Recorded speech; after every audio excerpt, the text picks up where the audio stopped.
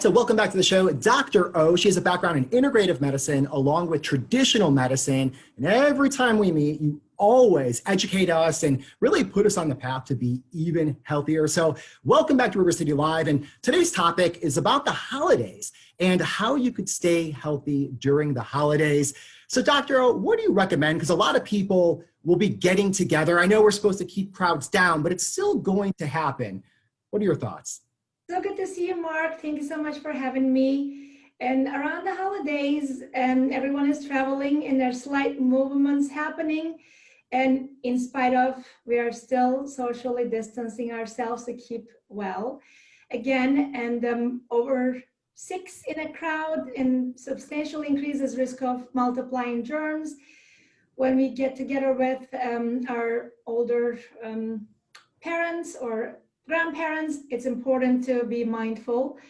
And the college students coming home and bringing all those germs definitely is increasing possibility of older people to get sick. So then I think I would say travel sensibly and consciously. And this year we need to minimize our exposure to in places that we kind of maybe routinely visiting, like grandparents, nursing homes. Thanks to Zoom that we are meeting right now, and we need to continue to be in social distancing. And when we get together, and in a couple of factors, winter time, it's getting also cold in the first coast here, air quality, indoor air quality, HEPA filters, and routinely changing them, and then holding the particles in the air from could be animal danders to dust mites and mold particles.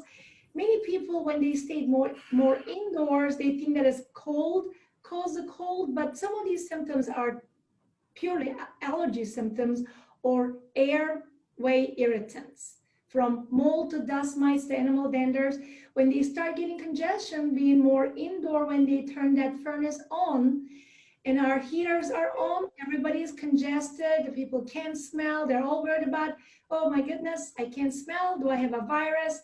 Or am I having a cold or just simple allergy? It's something to keep in mind is antihistamines does not really help cold symptoms. It's important for people to use normal saline ocean spray and brings out their upper airways. We know that the viral load in our upper airways directly correlates with the disease outcomes. More viral load we have, sicker we get. So rinsing out the nasal passages routinely and taking daily showers, washing our hands, minimum 6 seconds. These are simple things, universal precautions to prevent infections during the holidays. And also, like if a person has dust mite or animal dander allergy, their symptoms more sneezing, more itching, they know their symptoms. It's important to differentiate these from common colds, not to just jump onto the antibiotic. I've got a cold. We know that antibiotics reduces our first line defense, which is our gut health. So not jumping to the antibiotic with the common cold symptoms further decreases our immune system. Those are the things that we need to be mindful. Now, what about when it comes to natural food remedies to help fight the common cold? There's a lot of them out there. Some of them are supplements. What do you recommend for this time of year? I mean, we just went through Thanksgiving. Sage has incredible properties for immune system boost, and thyme is being studied from acne to all kinds of things now. These are things we can incorporate in our diet, and there is a common remedy more often used in Europe, and there's even an NIH paper on it from year 2008, UMCA, cold. In a study on UMCA, is over the counter, shows 30 drops 3 times a day shorten the course of common colds. It is been around for ages, and simple remedies and studies are there on UMCA, so I can freely talk about it. What exactly is UMCA? Am I saying that right? How do you spell it? Yes. I've heard of it. UMCA is UMCKA, and the botanical name is Pelargonium sidoides. I'm going to stick with UMCA on that one. UMCKA, it's been around, and NIH paper on it, and 3 3 times a day, shorten the course of colds.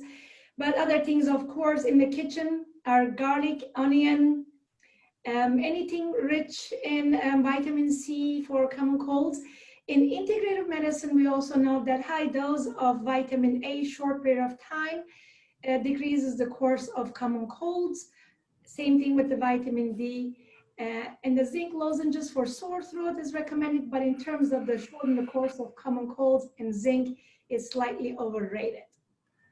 Dr. O, thank you so much for all your time and all your information. And I mean all of it. Every time we talk to you again, we learn so much. If people want to learn more about you and your practice, how can they do that?